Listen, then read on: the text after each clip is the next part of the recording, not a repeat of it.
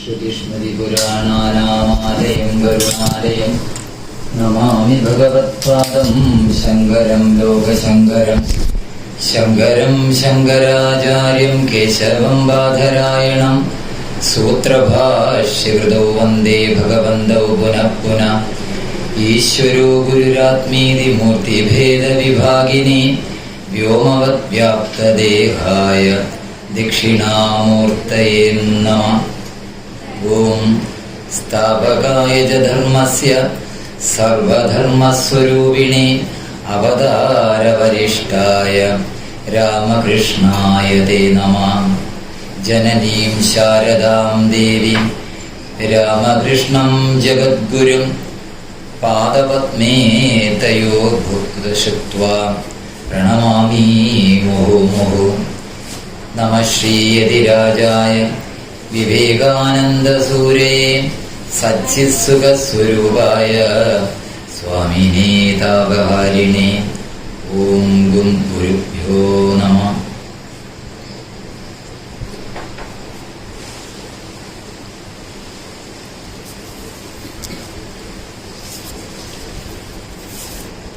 എല്ലാ സത്യങ്ങൾക്കും നമസ്കാരം.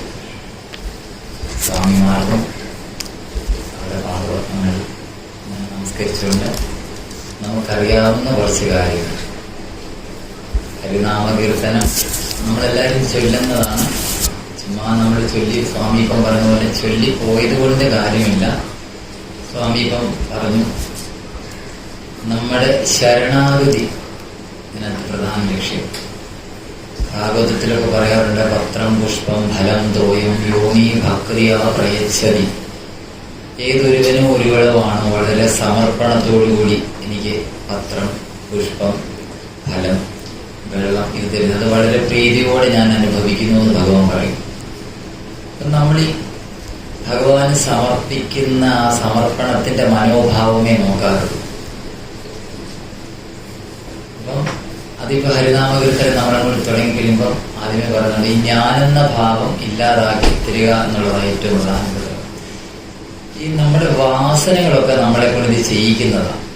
ദുര്യോധനൻ പറയുന്ന പോലെ തെറ്റേതാ ശരി ഏതാന്നൊക്കെ എനിക്കറിയാം, പക്ഷെ തെറ്റേ ഞാൻ ചെയ്യുന്നുള്ളൂ എന്നും എനിക്കറിയാം. പക്ഷെ ഇതെന്താ അങ്ങനെ വരുന്നത്? നമ്മുടെ വാസനകൾ ക്ഷയിക്കണം. ഈ വാസനകൾ ക്ഷയിക്കാൻ വേണ്ടിയിട്ടാണ് ഈ നാമസങ്കീർത്തനങ്ങൾ. ഭാഗവതം മുഴുവൻ എഴുതിയിട്ട് ലാസ്റ്റിൽ എഴുതി 4 വരി കൊണ്ട് ക്രോഡീകരിച്ചു. ഭവേ ഭവേ യഥാ ഭക്തി പാദയോസ്തവ ജായതേ തഥാ പുരുഷദേവേശ നാദസ്ത്വം നോ യഥ പ്രഭു നാമസങ്കീർത്തനം യസ്യ സർവപാപ പ്രണാശനം പ്രണാമോ ദുഃഖശമന തം നമാമി ഹരിം.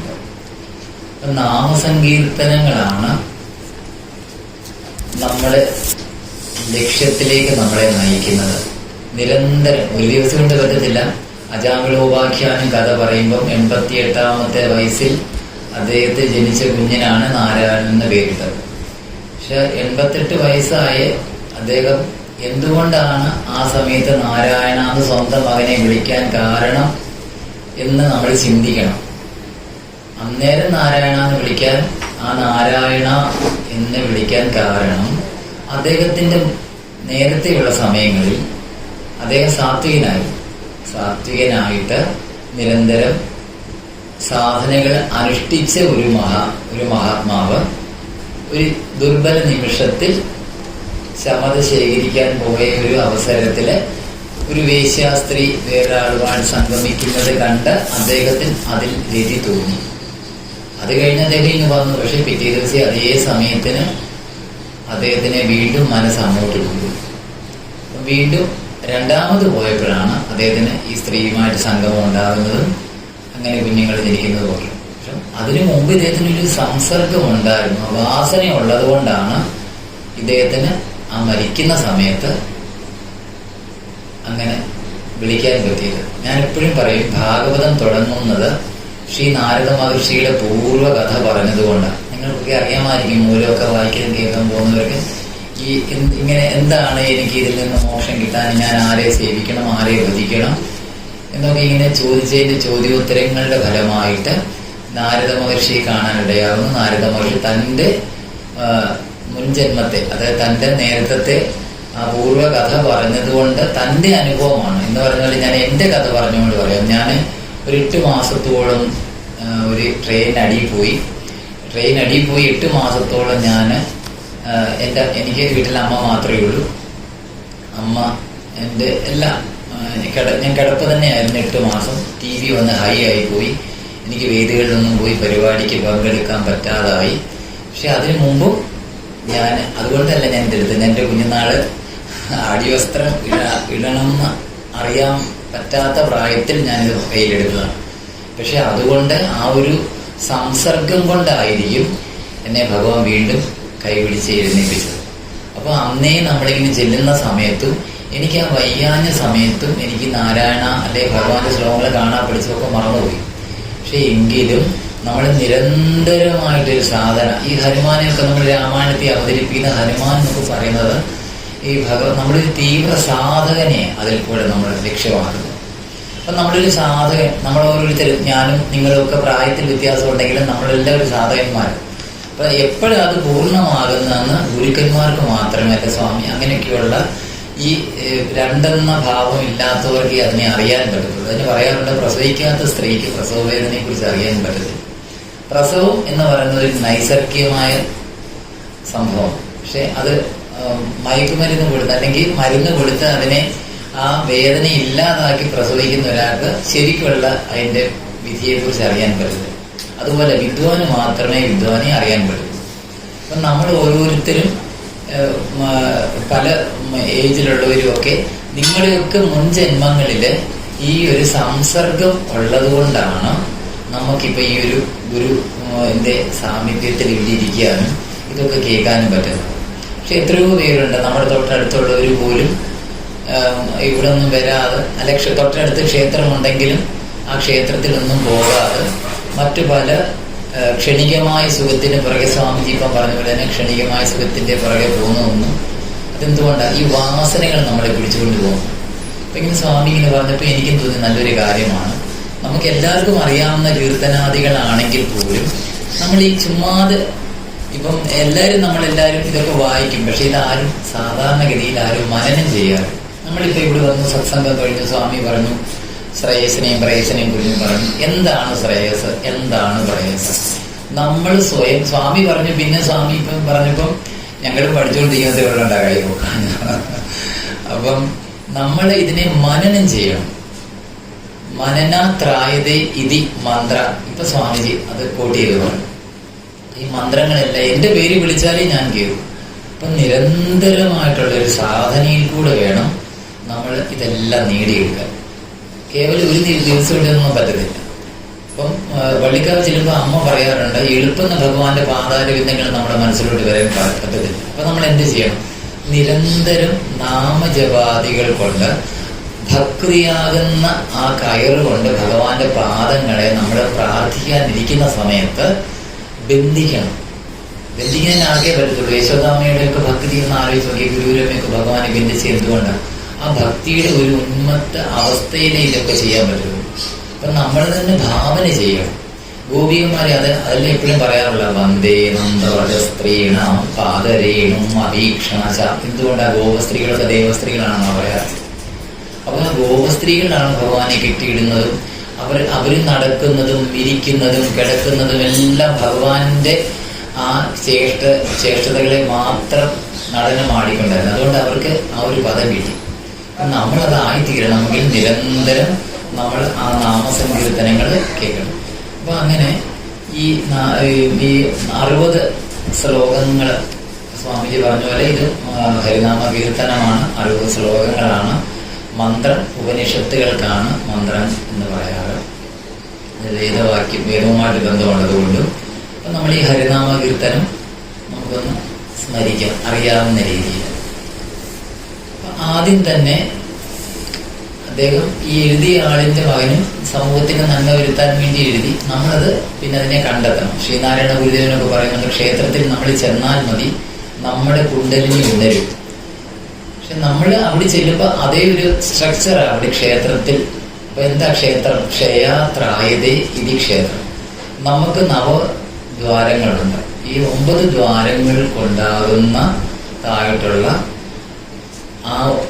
ക്ഷതങ്ങളെ ഉദ്ദീപിപ്പിക്കുന്ന ക്ഷേത്രങ്ങൾ. അപ്പം നമ്മൾ അവിടെ ചെല്ലുമ്പോൾ ആ പ്രൊസീജിയർ നടക്കുന്നുണ്ട്, നമ്മളതിന് ചെന്നാൽ മതി, ആ ചെല്ലേണ്ട രീതിയിൽ ചെന്നാൽ മതി. അപ്പം ആദ്യം തന്നെ നമ്മൾ നമ്മുടെ ഒരു സമ്പ്രദായ രീതിയിലാണെങ്കിൽ ഈ ഹരിനാമ കീർത്തനം ചെയ്യുമ്പോൾ ആദ്യം ഭഗവാന്റെ നാമം തന്നെ വീണ്ടും പറയാറുണ്ട്. നാരായണായ നമ നാരായണായ നമ നാരായണായ നമ നാരായണ നാരായണ സകല സന്താപനാശന ജഗന്നാഥ വിഷ്ണു ഹരി നാരായണായ നമ. അവിടെ നിന്ന് മുതലല്ല തുടങ്ങുന്നത്, ഓങ്കാരമായ പൊരുൾ മുതലാണ് തുടങ്ങുന്നത്. സാധാരണ നമ്മുടെ ഒരു സമ്പ്രദായത്തിൽ, കേരളീയ സമ്പ്രദായത്തിൽ ഇങ്ങനെ ഈ ഒരു സ്തുതി ചൊല്ലിയിട്ടാണ് ചെയ്യാറ്. അപ്പൊ ആദ്യം ഓങ്കാരമായ പൊരുൾ പറഞ്ഞു. ഓങ്കാരമായ പൊരുൾ മൂന്നായി പിരിഞ്ഞുടനെ ആങ്കാരമായതിനു താൻ തന്നെ സാക്ഷിയത് ബോധം വരുത്തുവതിനാളായി നിന്നവര ആചാര്യരൂപ ഹരിനാരായണായ നമ. ആദ്യം തന്നെ നമ്മുടെ ഭാരതീയ സംസ്കൃതിയിലെല്ലാം തന്നെ കഴിഞ്ഞ പ്രാവശ്യം ഞാൻ ചെറിയൊരു ചാൻസ് തന്നപ്പോഴും പറഞ്ഞു, ഗുരുവിനാണ് പരമപ്രാധാന്യം കൊടുത്തിരിക്കുന്നത് നമ്മുടെ സംസ്കാരത്തിൽ. അപ്പം പറയാറുണ്ട്, ഗുരു സാക്ഷാത് പരബ്രഹ്മ തസ്മൈ ശ്രീ ഗുരുവേ നമഃ. അപ്പം ആദ്യം തന്നെ വന്ദനാ ശ്ലോകത്തിൽ ഗുരുവിനെ നമ്മൾ നമസ്കരിച്ചു. അപ്പൊ എന്താണ് ഈ ഓങ്കാരം? ഒത്തിരി സ്വാമിമാരൊക്കെ ഉള്ളതുകൊണ്ട് അവരുടെ കടത്തി വെട്ടാൻ ആഗ്രഹിക്കുന്നില്ല, ആ ചെറിയ ക്ലുപ്തമായ ഇതിൽ പറയുകയാണ്. ഓങ്കാരം എന്ന് പറയുന്നത് പ്രണവത്തിന്റെ പ്രണവ മന്ത്രമാണ്. അപ്പം പ്രണവാക്ഷരമായി ഓം പരബ്രഹ്മത്തെ സൂചിപ്പിക്കുന്നു. നമുക്ക് കണ്ടെത്താൻ പറ്റാത്ത അതിനെ നമ്മൾ സൂചിപ്പിക്കുന്ന ഒരു മന്ത്രം കൊണ്ട് സൂചിപ്പിക്കുന്നതാണ് ഓം. ആ ഓ ആ ഉ മ എന്ന 3 അക്ഷരങ്ങൾ കൂടി ചേർന്നിട്ടുണ്ട് ഈ പ്രണവ മന്ത്രത്തിൽ. അത് ഏകാക്ഷര നിഘണ്ടുവിലും വേദാന്തത്തിലും ഇതിനെ ബ്രഹ്മം എന്ന് തന്നെ പറയുന്നു. അകാര ഉകാര മകാരം. അകാരം കൊണ്ട് ബ്രഹ്മാവിനെയും ഉകാരം കൊണ്ട് വിഷ്ണുവിനെയും മകാരം കൊണ്ട് ശിവനെയും ദ്യോതിപ്പിക്കുന്നു. അപ്പൊ ഈ 3 പേരും കൂടെ ചേർന്ന അർത്ഥമാണ് പ്രണവത്തിന്റെ മന്ത്രം എന്ന് പറയാറുള്ളത്. അപ്പൊ സ്ഥൂല സൂക്ഷ്മ പ്രപഞ്ചം ഇവയുടെ സൃഷ്ടി തത്വ രഹസ്യം അറിഞ്ഞിട്ട് ആ പരബ്രഹ്മ തത്വത്തിൽ മനസ്സിനെ നിർത്താൻ ആചാര്യനായ നാരായണനെ നമസ്കരിച്ച് ഹരിനാമകീർത്തനം തുടങ്ങും. അപ്പം അഹങ്കാര തത്വം എന്താ? ഈ അഹങ്കാരം, അഹംബുദ്ധി, ഞാൻ, എനിക്ക്, എൻ്റേത്, എന്ത് കിട്ടിയാലും എനിക്ക്, എൻ്റേത്, എനിക്ക് മാത്രം. മറ്റുള്ളവൻ്റെ സുഖമൊന്നും നമ്മൾ നോക്കാറില്ല, എന്താണേലും എനിക്ക് മാത്രം. കുഞ്ഞുനാളി ശാരദാ മാതാവിൻ്റെ ഒരു പുസ്തകം വായിച്ചപ്പോൾ ഞാൻ വായിച്ചിട്ടുണ്ട്, സന്ദർഭമൊന്നും ഓർക്കുന്നില്ല. ശാരദാദേവി ഇങ്ങനെ പൂ ഭഗവാന് വേണ്ടി അർച്ചിക്കാനായിട്ട് പൂ പറിക്കുക. ഈ പൂ പറിക്കുമ്പോഴും കുഞ്ഞിനോട്, ഈ പൂവിനോട്, ചെടികളോട് ചോദിക്കുന്നുണ്ട്, ഞാൻ എൻ്റെ പ്രഭുവിന് വേണ്ടി സമർപ്പിക്കാൻ ഈ പൂക്കൾ ഇറുക്കുകയാണ്. ഇപ്പൊ സ്വാമി പറഞ്ഞു, മുകളിലത്തെ പൂ പറിക്കരുത്, താഴത്തെ പറിക്കരുത്, ഇടയ്ക്കരുതേ പറിക്കണം, അല്ലേ? ഇച്ചിരി മുമ്പ് സ്വാമിജി പറഞ്ഞു. അപ്പം ആ ഒരു ഭാവന ഒന്ന് ആലോചിച്ച് നോക്കി. നമ്മളൊക്കെ അങ്ങനെ ചെയ്യാറുണ്ട്, പലരും ഞാൻ കണ്ടിട്ടുണ്ട്. മാലയൊക്കെ കെട്ടാനായിട്ട് അതിനെ മുച്ചോട് മുടിക്കത്തക്ക രീതിയില്ല, തുളസിയുടെ അറ്റം പിടിച്ചങ്ങ് പോക്കുക ചെയ്യും, പറിക്കുക. ഈ തുളസി തുലനം ചെയ്യാൻ സാധിക്കാത്തത് തുളസി എന്ന് പറയാറുണ്ട്. പ്രസീത തുളസി ദേവി പ്രസീത ഹരിവല്ലഭേ ക്ഷീരോദ മദനോദ്ഭൂതേ തുളസിത്വം നമാമ്യഹം എന്ന് പറഞ്ഞു വേണം തുളസി ഇറുക. ഇത് നഖം തൊടരുതെന്ന് പറയും. അത്ര ആ സമർപ്പണം അതിലൊക്കെ വേണം. ഇല്ലെങ്കിൽ നമ്മളെ കടയിൽ നിന്ന് പൂ മേടിച്ചു കൊടുക്കുന്നത് കൊണ്ട്. അപ്പം നമ്മൾ എന്ത് ചെയ്താലും ആ സമർപ്പണ ബുദ്ധിയോട് ചെയ്യുമ്പോൾ അതിനെല്ലാം മാധുര്യം കൂടും, അതേ ഭഗവാൻ സ്വീകരിക്കത്തുള്ളൂ. അപ്പം അങ്ങനെയുള്ള ഈ ഞാൻ, എനിക്ക്, എൻ്റേത് എന്നിങ്ങനെയുള്ള മമതയ്ക്ക് കാരണമാകുന്ന ബുദ്ധിയാണ് ഈ അഹംബുദ്ധി, അഹങ്കാരതത്വം. ഇത് കർമ്മത്തിനും അജ്ഞാനത്തിനും കാരണം. നമ്മളെയൊക്കെ ഇത് ഭൂതാനം തന്നെ പറയുന്നുണ്ട്, നമ്മയൊക്കെ ഈ ബന്ധിച്ച സാധനം കർമ്മം എന്ന് അറിയേണ്ടത് മുമ്പെയാണ്. നമ്മളൊക്കെ എന്തൊരു കർമ്മം ചെയ്താലും അതിനൊക്കെ ഒരു കാരണമാണ്. നമ്മൾ വിചാരിക്കും കാരണമില്ലെന്ന്, പക്ഷേ നമ്മുടെ മുൻ ജന്മത്തെ ചെയ്ത സഞ്ചിത പ്രാരബ്ധ ആർജിത കർമ്മങ്ങളുടെ അനുഭാവത്തിലായിരിക്കും നമ്മൾ ഇപ്പോഴത്തെ കർമ്മങ്ങൾ ചെയ്യുന്നത്.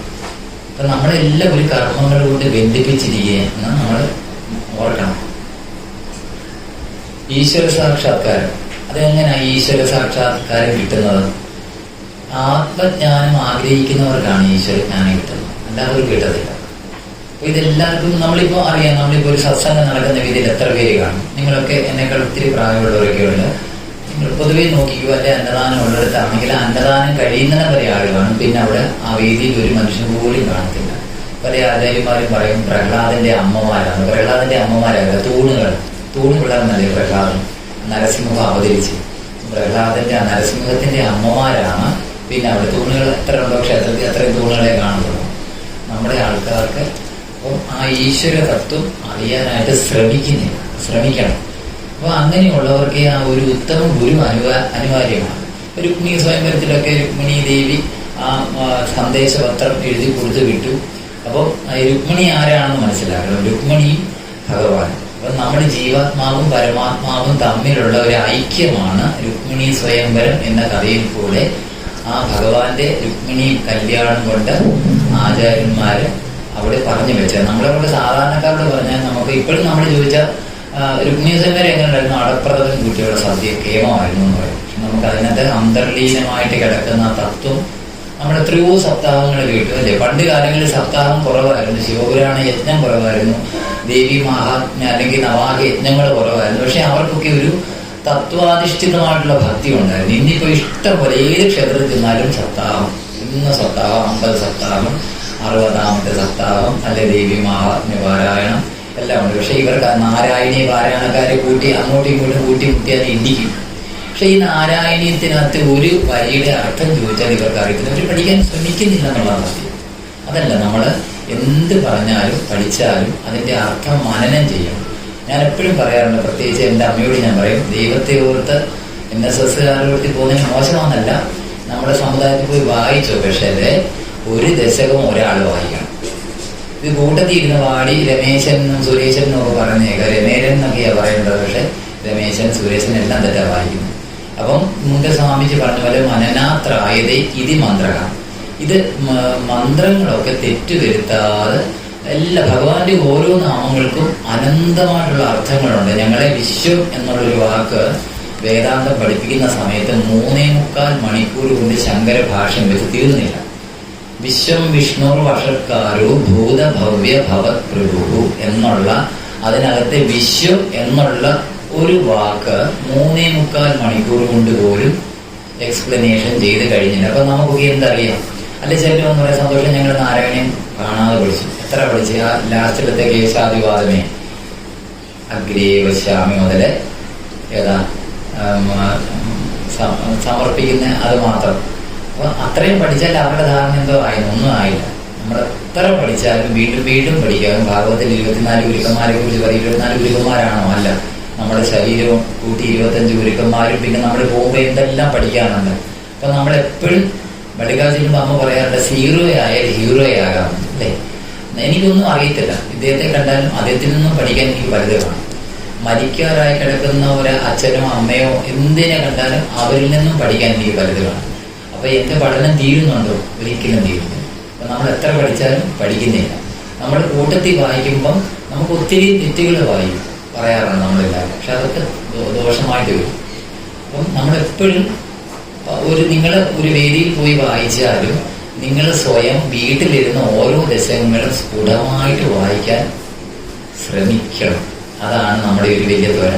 അപ്പം ഭാഗവതത്തിൽ തന്നെ ഭഗവത്ഗീത പറയാറുണ്ട് 4 തരം ഭക്തരെയുള്ള ആരൊക്കെയാ? ചതുർവിധ ഭജന്തേമ ആർത്തൻ ജിജ്ഞാസു അർത്ഥാർത്ഥി ജ്ഞാനി. ജ്ഞാനി മാത്രമേ എന്നെ അന്വേഷിക്കുന്നു, അല്ലാത്തവരൊക്കെ.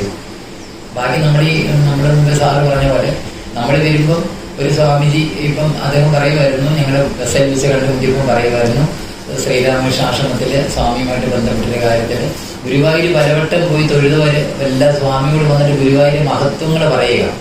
ലാസ്റ്റ് സ്വാമി ഇതെല്ലാം കേട്ടിട്ട് ഇത് ഗുരുവായൂർ ഒത്തിരി കടകളായി, അല്ലെങ്കിൽ ഒത്തിരി ഹോട്ടലുകളായി, വലിയ വലിയ കടകൾ, അപ്പുറത്ത് വേറെ കട, ഇതെല്ലാം കൂടെ ഗുരുവായൂർ ഒത്തിരി വട്ടം പോകുന്നതാണ്. ലാസ്റ്റ് സ്വാമി തിരിച്ചു വരും. അപ്പോൾ ഗുരുവായൂരപ്പനെ കണ്ടിട്ടില്ല. നമ്മൾ ബാഹ്യമായിട്ടുള്ള ഇതിൽ മാത്രമായി പോകരുത്. നമ്മൾ സ്വയം ഇത്രയും കഷ്ടപ്പെട്ട് വരുമ്പോൾ നമ്മൾ എന്തിനാ വന്നത്, എന്തിനു വേണ്ടിയിട്ടായിരിക്കണം എന്നുള്ള ഒരു നമുക്കിനി സമയമില്ല. നമ്മുടെയൊക്കെ നിങ്ങളുടെയൊക്കെ സമയം തീർന്നുകൊണ്ടേയിരിക്കും. അപ്പം നമ്മളെ ബാക്കി 24 മണിക്കൂർ കുറച്ച് സമയമെങ്കിലും ആ ലക്ഷ്യത്തിൽ സാക്ഷാത്കരിക്കാനായിട്ട് നമുക്ക് മനസ്സിന് ഉറപ്പ് വരുത്താൻ ആദ്യമേ തന്നെ ഗുരുവിൻ്റെ അനുഗ്രഹം വേണം. അതിനാദ്യമേ തന്നെ ആ ഗുരുവിനെ, ഉത്തമ ഗുരുവിനെ സാക്ഷാത്കരിക്കാൻ വേണ്ടിയിട്ട് ഈ ഇത്രയും ഒരു പ്രകരണം എഴുതാൻ വേണ്ടിയിട്ട് ആദ്യമേ തന്നെ ഗുരുവിനെ നമസ്കരിച്ചു. ആചാര്യൻ ആരാണ്? ആചാര്യൻ ആചരിച്ച് കാണിക്കുന്നവരാണ് ആചാര്യൻ. അല്ല ചുമ്മാ പ്രസംഗം, ഈ പ്രസംഗം പറയുന്നവരല്ല ആചാര്യന്മാർ.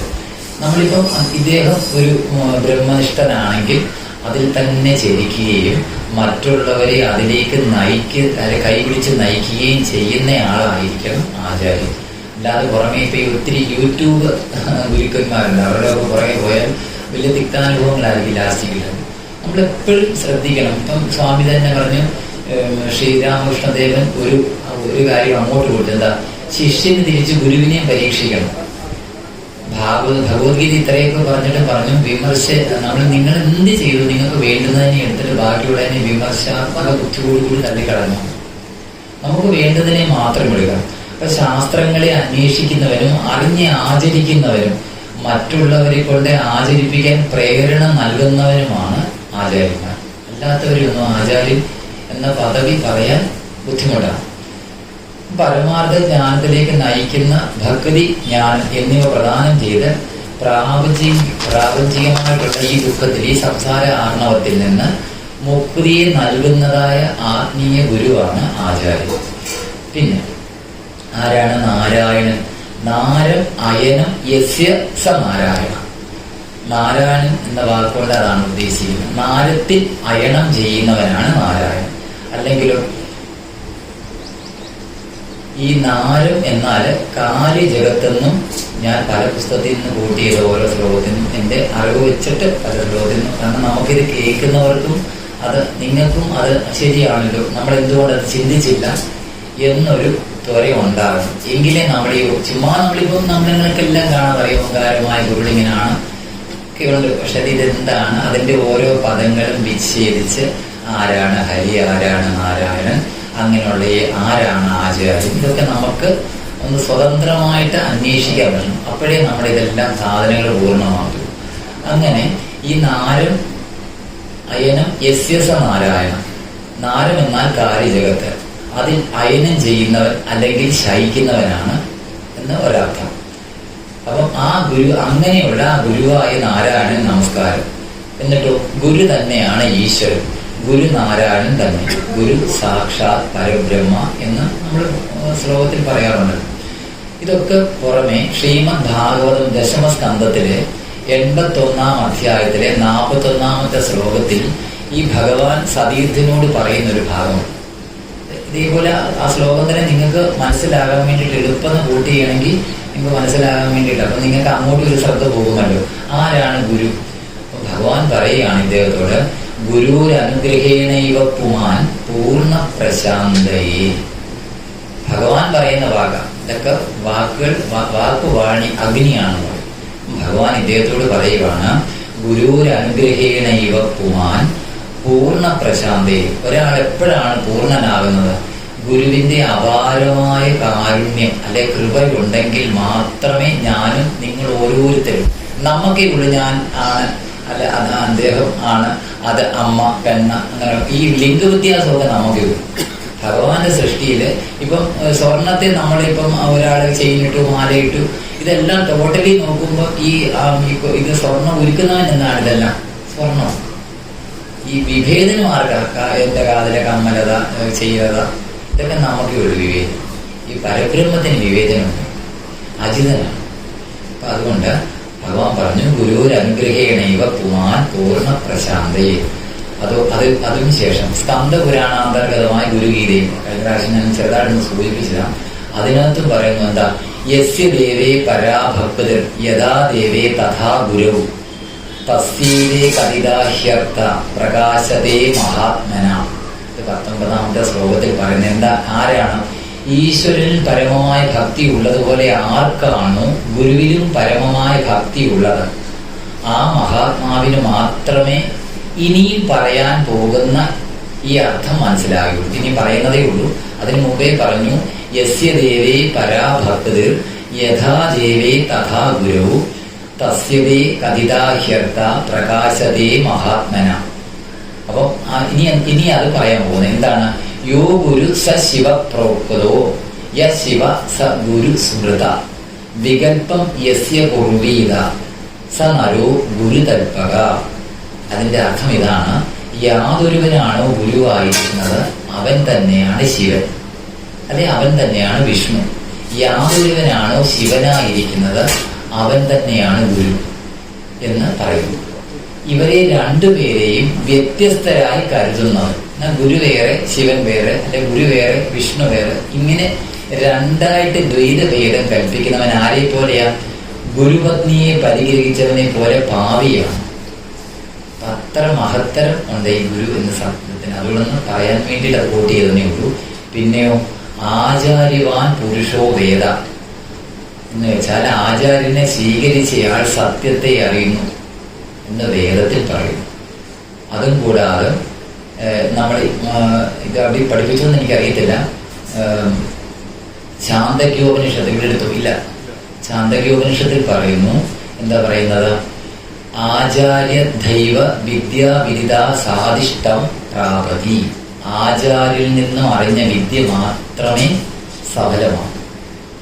അല്ലാതെ ഞങ്ങൾ പണ്ട് വേദാന്തമൊക്കെ പഠിക്കുന്ന, ഞാൻ ടീച്ചറെ ബ്രഹ്മസൂത്രം ഇപ്പം കോളേജിൽ പഠിപ്പിക്കുന്നുണ്ടല്ലേ, കാലടിയിലേ ഞാൻ പറയുന്നില്ല, അല്ലാത്ത സ്വതന്ത്രമായ ഇൻസ്റ്റിറ്റ്യൂട്ടിലൊക്കെ വേദാന്തം പഠിപ്പിക്കുമ്പോൾ അവിടെയൊക്കെ ബ്രഹ്മസൂത്രം പഠിപ്പിക്കും. പക്ഷെ ആ ബ്രഹ്മസൂത്രം പഠിപ്പിക്കുന്നതും ഗുരുവിന്റെ അടുത്ത് പഠിപ്പിക്കുന്നതും തമ്മിൽ രണ്ടും ആന ഗുരുവും പോണത്തെ വ്യത്യാസം. ഗുരു പഠിപ്പിക്കുമ്പം അതവര് മനസ്സുകൊണ്ടും ഹൃദയം കൊണ്ടും അറിഞ്ഞവരാ, അനുഭവ തലത്തിൽ അറിഞ്ഞവരാ. മറ്റേതോ ഇതിന് രണ്ട് വ്യത്യാസമുണ്ട്. അവർക്ക് അറിയത്തില്ല, ആത്മജ്ഞാനമില്ല. അതായത് ഇതിനുള്ള വ്യത്യാസം. അപ്പൊ അതിനാ ഗുരുവിനെ ഇത്രയും പ്രാധാന്യമുണ്ട്. അതുകൊണ്ട് നമ്മുടെ പൂർവ്വസൂരികളായവരും പറയാറുണ്ട് അനന്തമഹിമ ഗുരുമഹിമ. അപ്പൊ ഇത്രയും പറഞ്ഞുകൊണ്ട് ഈ ഓങ്കാരമായ ഗുരു തുടങ്ങിയതേ ഗുരു കേട്ടോ. അപ്പൊ അത്രയും ആചാര്യന്റെ ആ ഒരു മഹത്വം പറയാൻ വേണ്ടിയിട്ട് അത്രയും പറഞ്ഞു. അപ്പൊ ഇങ്ങനെ മനസ്സിലാക്കുമ്പോൾ നിങ്ങൾക്ക് മനസ്സിലാവുമെന്ന് വിശ്വസിക്കുന്നു. അടുത്തത്, ഒന്നായ നിന്നെ ഇഹ രണ്ടെന്നു കണ്ടളവിൽ ഉണ്ടായൊരിണ്ടൻ ബദമിണ്ടാവതല്ല മമ. പണ്ടേ കണക്കെ വരുവാൻ നിൻ കൃപാവലികൾ ഉണ്ടാകയെങ്കലിക നാരായണായ നമഃ. എല്ലാം ഒന്നേ ഉള്ളൂ. എല്ലാം ഒന്നേ ഉള്ളൂ എന്ന് പറയണമെങ്കിൽ നമ്മൾ ആ ഒരു തലത്തിലെത്താൻ ഈശ്വരനെ അറിഞ്ഞ, ഇന്നാളി ചിദാനന്ദ സ്വാമി പറഞ്ഞാൽ ഈശ്വരനെ പോലെ ഇരിക്കണം. ചുമ്മാ എങ്ങനെയാ? അപ്പം അങ്ങനെ അറിഞ്ഞവരാണ് ശ്രീരാമകൃഷ്ണദേവനെ പോലെയുള്ളവരും ചട്ടമ്പി സ്വാമിയെ പോലെയുള്ളവരും ശ്രീനാരായണ ഗുരുവിനും അങ്ങനെയുള്ളവരാണ് ഈശ്വരനെ അറിഞ്ഞവർ. അപ്പം അവര് പറയുന്ന എല്ലാം വേദവാക്യം. അപ്പൊ ഒന്നായി നിന്നേക രണ്ടെന്ന് കണ്ടവർ. അപ്പൊ ഒരാളെ തന്നെ രണ്ടെന്ന് കാണുമ്പോഴാണ് നമ്മുടെ മനസ്സിൽ ഒരു അവിദ്യ മൂലം രണ്ടെന്ന ഭാവം ഉദിക്കും.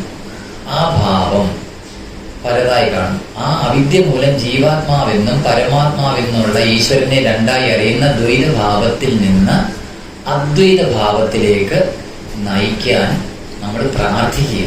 ആ പരബ്രഹ്മത്തോട് തന്നെ ഒന്നായി നിന്നേക രണ്ടെന്ന കണ്ടവർ ഉണ്ടായി അത് മാറ്റിത്തരണേ എന്ന് അവിടുത്തോട് പ്രാർത്ഥിക്കുന്നു. അഥവാ മായാബോധത്തെ അകറ്റി ഏകത്വജ്ഞാനത്തിലേക്ക് നയിക്കപ്പെടുത്താൻ പ്രാർത്ഥിക്കുന്നു. അപ്പൊ ഈ മായ ഒരു വലിയ സംഭവം തന്നെ. എന്താ മായ എന്ന് പറയാറുണ്ട്, മെച്ചൂറൊക്കെ ചിലപ്പോൾ വോട്ട് ചെയ്യാറുണ്ട്. ഉണ്ടായി നിലനിന്നു നശിക്കുന്നതാണ് മായ. നമ്മളെല്ലാം ഇപ്പൊ ഉണ്ട്. കുറച്ച് നാളുകൾ, ഒരു 100 വർഷം വരെയൊക്കെ നമ്മുടെ അത്യാഗ്രഹം കൊണ്ട് പറയാം ഉണ്ടായിരിക്കും. നമ്മളൊക്കെ നമ്മുടെ അത്യാഗ്രഹം കൊണ്ട്. പക്ഷെങ്കിലോ ഇത് കുറച്ച് നാൾ കഴിയുമ്പോൾ നശിച്ചു പോകും. അപ്പൊ നമ്മളൊക്കെ ഇല്ലെന്ന് പിന്നെ പറയാൻ പറ്റും. ഉണ്ടായിരുന്നു, ഒരിക്കലും ഉണ്ടായി, ഇതെല്ലാം ഇതുണ്ടായിരുന്നതാണ്. പക്ഷെ കുറച്ച് നാൾ നിലനിന്നു, അത് കഴിഞ്ഞു നശിച്ചു പോകും. ഇതിനെയാണ് മായ എന്ന് പറയുന്നത്. അപ്പം ഭഗവത് കൃപ ഉണ്ടാകുമ്പോൾ ഭക്തി വർദ്ധിക്കും, തദ്വാര മുക്തിയും ലഭിക്കുമെന്ന് ഭാഗവതാദി പുരാണങ്ങളും കൽപ്പിച്ചിരിക്കും. മായയും അജ്ഞാനവും, അല്ലെങ്കിൽ അജ്ഞാനം തന്നെ അവിദ്യ, ഇല്ലാതാകാൻ പ്രാർത്ഥിക്കുന്നതാണ് ഈ ഒന്നായി നിന്നേക രണ്ടെന്ന് കണ്ടവരുള്ളത്. മനസ്സിലായി കാണുമായിരിക്കും. ഒത്തിരി പറഞ്ഞാൽ ആർക്കും ദഹിക്കരുത് അല്ലേ? ചെറുതായിട്ടൊന്ന് മനസ്സിലാക്കാൻ വേണ്ടി മാത്രമേ. പിന്നെ ആനന്ദ ചിന്മയ ഹരേ ഗോപികാരമണ ഞാനെന്ന ഭാവമതു തോന്നായിക വേണമിക തോന്നുന്നതാകിൽ അഖിലം ഞാനിതെന്ന വഴി തോന്നേണമേ വരദ നാരായണായ നമഃ. അപ്പം ഭഗവാൻ എപ്പോഴും ആനന്ദമാണ് അല്ലെ. നമ്മളെപ്പോഴും ഞങ്ങളൊക്കെ പഠിപ്പിക്കും, ടീച്ചർമാർ പറയാറുണ്ട് എന്താ ഭഗവാന്റെ ഈ കൗസ്തുഭം, വനമാല, അങ്ങനെയൊക്കെയുള്ള ഭഗവാന്റെ ചിഹ്നങ്ങൾ. അപ്പൊ നമ്മൾക്ക് കാണുമ്പോൾ തന്നെ നമ്മളൊരു ക്ഷേത്രത്തിൽ പോകുമ്പോൾ എന്താ അവിടുത്തെ ഒരു ആ ദീപാരാധനയ്ക്ക് മുമ്പ് നടയടയ്ക്കുമ്പോൾ ഒരു മണി അടിക്കും അല്ലേ. ആ മണി അടിക്കുമ്പോൾ എന്താ ചെയ്യേണ്ടത്? നമ്മൾ അത്രയും നേരം കണ്ട ആ ഭഗവാന്റെ അല്ലെ ആ ദേവതയുടെ ആ സ്വരൂപത്തെ പാദാദി കേശവും കേശാദി പാദവും നമ്മൾ മനസ്സുകൊണ്ട് ഹൃദ്യസ്ഥമാക്കണം അല്ലേ. അത് കഴിഞ്ഞിട്ട് അപ്പം പറയുകയാണ്, ദേ ഞാൻ മണിയടിക്കാൻ പോവാണ്, നട അടച്ചു, ഇത്രയും നേരം കണ്ട ഈ സ്വരൂപത്തെ നമ്മൾ ഹൃദ്യസ്ഥമാക്കി മനസ്സുകൊണ്ട് എന്ത് ചെയ്യണം? ധ്യാനിക്കണം. എന്നിട്ട് നടയടച്ചിട്ടു. ആ നടയടച്ചിട്ട് പിന്നെന്താ ചെയ്യുന്നത്? എപ്പോഴും പറയാറുണ്ട് ആചാര്യന്മാര്, ഈ ക്ഷേത്രത്തിലെ ദീപാരാധന ദേവതയ്ക്ക് വേണ്ടിയിട്ടുള്ളതല്ല, ഈ ഭക്തജനങ്ങളുടെ മനസ്സിനെ സന്തോഷിപ്പിക്കാൻ വേണ്ടിയിട്ടുള്ളതാണ് അല്ലേ. ഇപ്പം നമ്മളിപ്പം നമ്മളെയൊക്കെ വീട്ടിൽ നമ്മളൊക്കെ പല തരത്തിൽ നമ്മളൊക്കെ നിൽക്കും. പക്ഷെ നമ്മൾ രാവിലെ കുളിച്ചൊരുങ്ങി ഒരു ചന്ദനക്കുറിയൊക്കെ തൊടുമ്പോഴത്തെ ആ ഒരു റീഫ്രഷ്നെസ് നമ്മുടെ അല്ലാതെ പോകുമ്പോൾ ഉണ്ട്, നമുക്ക് ആർക്കും കിട്ടത്തില്ല. നമ്മളെ നവം എപ്പോഴും നമ്മളെ കുളിക്കുമ്പോഴത്തെ ആ ഒരു ഫ്രഷ്നെസ് ഉണ്ട്. അതുപോലെ എപ്പോഴും ഇരിക്കുക എന്നുള്ളത് ഒരു മനുഷ്യന്റെ ഏറ്റവും വലിയൊരു ചൈതന്യം. അല്ലെങ്കിൽ നമുക്ക് എന്താ ആലസ്യം വരും. നമ്മൾ കുറച്ച് ചില കണ്ടില്ല മടിമാർ രാവിലെ കുളിക്കാതൊക്കെ ഇരുന്നാൽ അതിനാ പറഞ്ഞ ബ്രഹ്മീ മുഹൂർത്തെ ഉത്തിഷ്ഠേ സ്വസ്ഥോ രക്ഷാർത്ഥം. നമ്മുടെ ഒന്നും പിള്ളേരൊക്കെ കണ്ടിട്ട് പോലുമില്ല ഈ 2:30 മണിയൊക്കെ പറഞ്ഞാൽ അല്ലേ. കേരളത്തിൽ ആദ്യം നടന്നു പറഞ്ഞൊരു അമ്പലമുണ്ട് ഇവിടെ, കോട്ടയം തിരുവാർപ്പ്, അല്ലെങ്കിൽ ഭഗവാന്റെ ഹരിഞ്ഞാണ് കൂടി പോകുന്നത്. അവിടെ ശരിക്കും തിരുവാറിന്റെ പ്രതിഷ്ഠ മുഹമ്മേൽ ഉണ്ടായിരുന്ന അവിടുന്ന് ഒഴുകി വിട്ടതാണ്. അപ്പം അവിടെ ഈ സൂര്യന്റെ ആ നിഴലിന്റെ അനുസരിച്ചാണ്, അല്ല പ്രത്യേക സമയമില്ല, അവിടെ നിഴലിന്റെ അനുസരിച്ച് അവിടുത്തെ ഓരോ പൂജകളും ചിട്ടപ്പെടുത്തിയിരിക്കും. അവിടെ ഒരു മഴ വെച്ചിട്ടുണ്ട്, പോയിട്ടില്ലാത്തവർക്ക് പോയി കാണാം. എന്തെങ്കിലും കാരണവശാൽ തന്ത്രിയോ തിരുമേനിയോ വരാൻ താമസിക്കുകയാണെങ്കിൽ അടിയന്തരമായിട്ട് ഈ മഴ കൊണ്ട് ശ്രീകോവില് വെട്ടിപ്പൊളിച്ചിട്ട് ഭഗവാന് അഭിഷേകം നടത്തി നീതിച്ചോളമാണ്. അഭിഷേകം നടത്തിയിട്ട് നീതിക്കുന്നതിന് മുമ്പ് ഈ തോർക്കുന്ന പരിപാടിയൊന്നുമില്ല. അഭിഷേകം കഴിഞ്ഞ ഉടനെ നീതിയാണ്. അങ്ങനെ ഒരു സമ്പ്രദായം അമ്പലത്തിലുണ്ട്. പോയാൽ നിങ്ങൾക്ക് കാണാം, മഴയൊക്കെ അവിടെ വെച്ചിട്ടുണ്ട്. അപ്പം അങ്ങനത്തെ ഒരു ചിട്ടപ്പെടുക. അപ്പൊ ഇതൊക്കെ എന്തിനാണ് നമ്മളെ ചെയ്തിരിക്കുന്നത്? നമുക്ക് രാവിലെ എഴുന്നേറ്റിക്കുമ്പം ഈ സരസ്വതിയുടെ കൃപ നല്ലപോലെ ഉണ്ട്. നിങ്ങൾ 10 വട്ടം ഈ നാരായണീയം വായിക്കുന്ന ആരെങ്കിലുമൊക്കെ അമ്മമാര് കാണുമല്ലോ ഇതിനകത്ത് ഇല്ലേ. ഈ നാരായണീയം വായിക്കുന്നവർ ഉച്ചയ്ക്കും പകലും ഒക്കെ ഇരുന്ന് വായിക്കുന്ന 10 വട്ടം വായിക്കുന്ന ഒരധ്യായം നിങ്ങൾ രാവിലെ എഴുന്നേറ്റ് കുളിച്ച് ശുദ്ധമായിട്ടൊന്ന് വായിച്ചു ഒറ്റവട്ടം നട്ടല് നിവർന്ന് വേണം. നമ്മൾ ഈ പ്രത്യേകിച്ച് മെഡിറ്റേഷനും ഈ ഈശ്വര ഭജനും ഒക്കെ നട്ടല് എന്താ ഈ കുണ്ടലിന് ചരിഞ്ഞിരുന്നാലും നമുക്ക് ആലസ്യം വരും. കുണ്ടലിന് നിവർന്നിരുന്ന് വേണം നമ്മൾ പ്രത്യേകിച്ചും ഈശ്വര സ്മരണ ചെയ്യാൻ. ഒറ്റവട്ടം വായിച്ചാൽ അത്രയും പദങ്ങൾ പരിചയവുമാകും, നിങ്ങളത് ഹൃദ്യസ്ഥമാകും, മറക്കത്തില്ല. എപ്പോഴാണ് ഈ ബ്രാഹ്മ മുഹൂർത്തം? അതാ പറഞ്ഞ ബ്രഹ്മീ മുഹൂർത്തെ ഉത്തിഷ്ഠേ സ്വസ്ഥോ രക്ഷാർത്ഥം ആയുഷ. നമ്മുടെ ലൈഫ് എത്ര നാൾക്ക് നമുക്ക് ആരോഗ്യം വരെ ഇത് പ്രദാനം ചെയ്യും. അപ്പൊ രാവിലെ 2:30 മുതൽ 6 മണി വരെയുള്ള സമയത്തെയാണ് ബ്രാഹ്മ മുഹൂർത്തം എന്ന് പറയുന്നത്. അപ്പം ഈ ഗണപതി ഹോമത്തിന്റെ ഒരു ചിട്ട എന്ന് പറയുന്നത് ഈ നമ്മുടെ രോമകൂപങ്ങൾ കാണുന്ന സമയം കർപ്പൂര ഒഴിഞ്ഞ് തീരണമാണ്. അതായത് ഇത്ര ഗായത്രി ജപിച്ച് സൂര്യപ്രകാശം നമ്മളിലോട്ട് വരുന്ന സമയത്ത് ആ സൂര്യപ്രകാശത്തിന് അഭിമുഖമായിട്ട് കർപ്പൂരം ആരതി നടത്തിയിരിക്കണം. അപ്പം നമ്മുടെ രോമകൂപങ്ങൾ നമ്മളെ കാണുന്ന ഭാഗമാകുന്ന സമയമാകുള്ളൂ. അതിനു മുമ്പ് ഗണപതി ഹോമം കഴിഞ്ഞിരിക്കണം. പിന്നെ വൈകിട്ട് ഗണപതി ഹോമം ചെയ്യുന്ന ചില പ്രത്യേക ഇല്ലക്കാർക്കേ ഉള്ളൂ, അതെല്ലാവർക്കും ഇല്ലതാണ്. അപ്പം ആ ഗണപതിക്ക് പല്ലുള്ള തേങ്ങ തിരുമി ആ ഗണപതി കിടന്നു. അത് നിങ്ങൾക്ക് ഇവിടെ ചില സ്ഥലങ്ങളിലേ ഉള്ളൂ, ഇവിടെ ഉണ്ടോയെന്ന് എനിക്ക് അറിയത്തില്ല. ഞങ്ങളുടെ ഇല്ലെങ്കിൽ പോയിട്ടുണ്ട്. അവിടെ വൈകിട്ട് മാത്രമാണ് ഗണപതി ഹോമം. അവിടുത്തെ ഗണപതിക്ക് പല്ലില്ലാത്തതുകൊണ്ട് ആ ഗണപതിക്ക് തേങ്ങ തിരുമി, സാറിന് അറിയാമായിരിക്കും, തേങ്ങ തിരുമിയിട്ടാണ് ഗണപതി ഹോമം ചെയ്യാറ്. അപ്പം ഇങ്ങനെയൊക്കെയുള്ള എന്തിനെങ്ങനെയൊക്കെ ചെയ്തു വെച്ചിരിക്കുന്നത്? നമ്മുടെ മനസ്സിന് ഭക്തി ഉണ്ടാകും. പ്രത്യേകിച്ച് ബ്രാഹ്മ മുഹൂർത്തത്തിൽ നമ്മൾ എന്ത് ചെയ്താലും അത് ഹൃദ്യസ്ഥമാകും. അപ്പം നമുക്ക് ആ ബ്രാഹ്മ മുഹൂർത്തത്തിൽ എഴുന്നേറ്റാലേ നമുക്ക് ഈശ്വര കൃപ ഉണ്ടാകും. അതിനെ രാവിലെ എഴുന്നേറ്റ് നമ്മുടെ പ്രഭാത കൃത്യങ്ങൾ ചെയ്തിട്ട് നമ്മുടെ ശരീരത്തിനും മനസ്സിനും ഒക്കെ അത് ഉന്മേഷവുമാണ്. നമ്മുടെ ഉപാചയ പ്രവർത്തനം നമ്മൾ രാവിലെ ഇതൊക്കെ ചെയ്യുമ്പോൾ, നമ്മുടെ ദിനകൃത്യങ്ങൾ ചെയ്യുമ്പോൾ നമ്മുടെ പല രോഗങ്ങളും ഇല്ലാതാകും. പക്ഷെ നമ്മൾ ഇതൊക്കെ വെച്ച് സൂര്യൻ മോളി വന്നാലും നമ്മളെല്ലാം കിടന്ന് ഉറങ്ങും, നമ്മുടെ കുഞ്ഞുങ്ങൾ ഉൾപ്പെടെ. അതുകൊണ്ട് നമുക്ക് ഈശ്വരാധീനം ഒത്തിരി കുറവായിട്ട് വരും. അപ്പോൾ അങ്ങനെയുള്ള ഭഗവാനെ എൻ്റേതെന്ന് എനിക്കും എൻ്റേത് ഞാൻ ഇങ്ങനെയൊക്കെയുള്ള സ്വാർത്ഥത എനിക്ക് തോന്നരുത് എന്ന് പറയുന്നു. പിന്നെ ആരാണ് ഗോപികാരമൺ? അപ്പം ഭഗവാൻ ഗോപികളുടെ രമൺ. എന്തുകൊണ്ട് എപ്പോഴും ഗോപികളോട് ഭഗവാൻ ഗോപിക്കുന്നത്? അവർക്ക് അത്ര ഭക്തതയായിരുന്നു. അവരുടെ സ്ത്രീകളെ കണ്ടുപിടിക്കാനാണ് ഭക്തിക്ക് ഭാഗവതത്തിൽ പറയുന്നത്. അവരെപ്പോഴും ഭഗവാനെ തന്നെ സദാ നിരന്തരം. നിങ്ങൾ ആ ഗോപി ഭാഗവതമൊക്കെ മൂലം വ്യാഖ്യാനിക്കുന്നിടത്ത് എന്നാൽ വിപ്രപത്നിമാരുടെ അനുഗ്രഹത്തിൻ്റെ ഒക്കെ ഭാഗത്ത് ചെന്നാൽ അറിയാം, ഭഗവാൻ ഞങ്ങൾക്ക് ആഹാരം തരാൻ പറഞ്ഞപ്പോഴത്തേക്ക് അവരെല്ലാം ത്യജിച്ചിട്ട് പോവുക.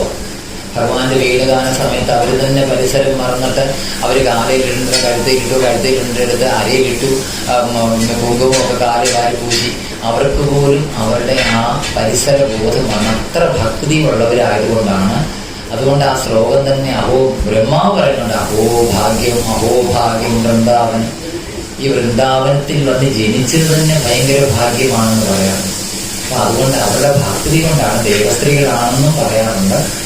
അവരുടെ ഭക്തിയെ കാണിക്കാനാണ് അങ്ങനെ പറയുന്നത്.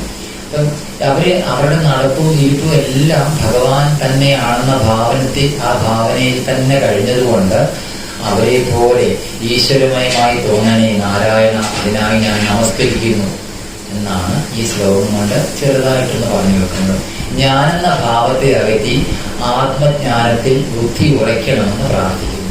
ഈ ഞാനെന്ന ഭാവം കളയുക എന്നുള്ളതാണ് ഏറ്റവും വലുത്. നമ്മുടെ ഈ സ്പിരിച്വാലിറ്റിയിലെ ഏറ്റവും വലിയ ഒരു കാര്യം തന്നെ ഞാനെന്ന ഭാവത്തെ കളയുക. അപ്പം അത് വലിയ പാഠമാണ്. ഇപ്പം 10 ദിവസം സപ്താഹത്തിന് വന്നു, ഇദ്ദേഹം 10 ദിവസം ഈ സീറ്റിലായിരുന്നു. 11ാമത്തെ ദിവസം അറിയാം ആ സീറ്റിൽ ഒരാൾ കയറിയിരുന്നാൽ അമ്പടാ എൻ്റെ സീറ്റിലാണ് പിടിച്ചു, അത് വന്നാൽ പോയിക്ക്. അപ്പൊ അത് തോന്നരുത്. വിവേകാനന്ദ സ്വാമിയൊക്കെ പറയാറുണ്ട്, ഭക്തന്റെ ദാസനാകണം, എങ്കിലേ നമുക്ക് ഈശ്വരനെ അറിയാനും രുചിക്കാനും അനുഭവിക്കാനും പറ്റത്തുള്ളൂ. ഇനി 4ാമത്തതോ, അർക്കാനലാതി വെളിവൊക്കെ ഗ്രഹിക്കുമൊരു കണ്ണിന്നു കണ്ണു മനമാകുന്ന കണ്ണതിന് കണ്ണായിരുന്ന പൊരുൾ താനെന്നുറയ്ക്കുമളവ് ആനന്ദമെന്തു ഹരിനാരായണായ നമഃ. അർക്കൻ അനല്.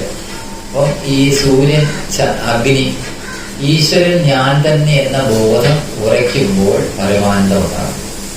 നമ്മള് ഇപ്പൊ എന്താണ്, ഈശ്വരനെ അറിയാതെ നമ്മളൊക്കെ ഈ കസ്തൂരിമാൻ തന്റെ നാഭിയിൽ നിന്ന് പോകുന്ന കസ്തൂരി തെരഞ്ഞു നടക്കുന്ന പോലെ നമ്മൾ ഓരോരുത്തരും ഇപ്പം സാറ് പറഞ്ഞ പോലെ ഗുരുവായൂരം പ്രതി പോകുന്ന കുറച്ച് പേര് എന്തോ മണി കിട്ടിയാൻ വരും. ഇതവിടെ കൊല്ലത്തെ കാട്ടിൽ മേഘാതിൽ പോകുന്നു, കുറച്ച് പേര് ചപ്പടത്തോട്ട് പോകുന്നു. എല്ലാവർക്കും എളുപ്പം വേണം. സാറ് പറഞ്ഞ പോലെ എന്ത് കിട്ടും, നമുക്ക് അവിടെ പോയി എന്ത് കിട്ടും. അപ്പം ആവതിക്കും കരണീയം, ആപത്ത് വരുമ്പോഴേക്കും എന്താണ് കരണീയമായിട്ടുള്ളതാണ്. അപ്പോഴാ ഉടനെ ഉദ്ദണ്ഡ ശാസ്ത്രികൾ പറഞ്ഞു, സ്മരണയുഗളം സർവജഗദംബായ. ജഗദംബയായിട്ടുള്ള ആ പരാശക്തിയുടെ പദകമനങ്ങളെ സ്മരിച്ചാൽ മതി. നമ്മുടെ ആൾക്കാർക്ക് അതുകൊണ്ട് തീരുന്നു. അവിടെയും ചോദ്യം എന്ത് കിട്ടും. അപ്പോഴാ പറഞ്ഞ ബ്രഹ്മ ശങ്കരുദ്രന്മാർക്ക് പോലും അപ്രാപ്യമായിട്ടുള്ള ആ ഭഗവത് പാദം കിട്ടുക. നമ്മുടെ എല്ലാവരുടെയും ഒരു കാര്യമാണ്, ഞാൻ വള്ളിക്കോട് ആശ്രമത്തിൽ വന്നാൽ എനിക്ക് എന്ത് കിട്ടും, എനിക്ക് അതുകൊണ്ടുള്ള എന്താ ബെനിഫിറ്റ് എന്താ. അല്ല നമുക്ക് ഞാനിവിടെ വന്ന് എൻ്റെ സഞ്ചിത പ്രാരബ്ധ ആർജിത കർമ്മങ്ങൾ കുറച്ചെങ്കിലും തീരുമെന്നൊന്നും ആരും വിചാരിക്കുന്നില്ല. അങ്ങനെ വിചാരിച്ച് വരുന്നവരുണ്ടെങ്കിൽ അവരെ നമസ്കരിക്കണം. ഗിരീഷേട്ടനൊക്കെ എപ്പോഴും പറയും, ഈ ലളിതാ സഹസ്രനാമം അല്ലെ ഏതെങ്കിലും ഒരു ദേവതയെ ഉപാസിക്കുന്ന ഒരാളെ കണ്ടാൽ നമസ്കരിക്കണം. നിങ്ങളുടെ ബാഹ്യമായിട്ടുള്ള ആ നാരായണിയൊക്കെ വായിക്കുമ്പോൾ maroon colour blouse, maroon colour set കൊണ്ടു, അങ്ങനെയൊന്നും മേൽപ്പത്തൂര് പറഞ്ഞിട്ടില്ല കേട്ടോ. അത് ഞാൻ പറയാൻ കാരണം, ഞങ്ങളുടെ അടുത്തായിരുന്നു കാമ്പാത സാറിനറിയാം, ഭാഗവത സത്രം. നമുക്ക് ഞാൻ പറയുന്നത് നമ്മുടെ ഹിന്ദുക്കൾ ഇത്രയും അധപ്പതിച്ചു പോയി, ചിലപ്പോൾ സങ്കടം ഉണ്ടായിരുന്നു. ഈ മൈക്ക് ഇവിടെ മാത്രമേ കേൾക്കത്തുള്ളൂ. ഈ കാമ്പാതി വെച്ചിരിക്കുന്ന മൈക്കിന്റെ തൊട്ടപ്പുറത്തെല്ലാം ക്രിസ്ത്യൻ പള്ളികളും മറ്റു മതസ്ഥരും ഒക്കെ താമസിക്കുന്ന സ്ഥലങ്ങളാണ്. പള്ളികളുടെ അവിടെ ആൾക്കാരുണ്ട്. അപ്പൊ ഈ ഭാഗവതം സമർപ്പണ ദിവസി നാളെ മുതല, ഇന്ന് നാരായണൻ തീരുകയാണെങ്കിൽ ഇന്ന് വൈകിട്ട് തുടങ്ങാനുള്ള നാരായണൻ. അപ്പൊ നേരത്തെ വിളിച്ച് പറയാ, മറ്റന്നാൾ നമ്മുടെ നാരായണീയ സമർപ്പണമാണ്. 141 നാരായണീയ സംഘടനകളെങ്ങാണ്ടുണ്ട്. നിങ്ങളൊക്കെ വരുമ്പോൾ നമ്മുടെ യൂണിഫോമുമായിട്ടുള്ള മെറൂൺ കളർ ബ്ലൗസും മെറൂൺ കളർ സെറ്റും മുടി കൊടുത്ത് വേണം വരാൻ. അപ്പൊ ഇത് കേൾക്കുന്ന ആളിന് എന്തായിരിക്കും തോന്നുന്നത്? മേൽപ്പത്തൂർ ഇത് വാങ്ങി ഇതൊക്കെ മനസ്സിൽ പോലും ചിന്തിച്ച് കാണത്തില്ല. ഈ സെറ്റ് കൊണ്ട് നോക്കിയിട്ട് നാരായണീയമായിരുന്നു. ബ്രാഹ്മൺസാണ് തട്ടെടുത്ത് വായിക്കും ഏതാ ഭാഗവതാരിക ഗ്രന്ഥങ്ങളൊക്കെ. അപ്പം നമുക്ക് വൃത്തി വേണം, അത് അനിവാര്യമാണ്. ശ്രീനാരായണ ഗുരുദേവൻ പറയുന്ന പോലെ പഞ്ചശുദ്ധികളും വേണം നമുക്ക് ഈശ്വരനെ ആരാധിക്കാൻ. ശുദ്ധി വേണം. ശുദ്ധി ഇല്ലാത്ത ഹൃദയത്തിൽ ഒരിക്കലും ഈശ്വരൻ അനുഗ്രഹാദികൾ പകരത്തില്ല. അപ്പൊ അത് നമ്മൾ മനസ്സിലാക്കണം.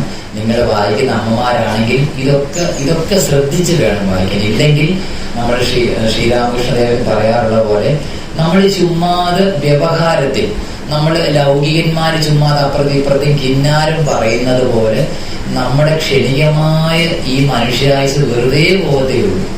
നമ്മൾ എന്തിനെയാണോ അറിയേണ്ടത് അതിനെ അറിയാൻ ശ്രമിക്കണം. എപ്പോഴും നിരന്തരം ആ ത്വരയില്ലെങ്കിൽ നമ്മൾ ഈ കാട്ടിക്കൂട്ടലുകളെല്ലാം വെറുതെ ആയിരിക്കും.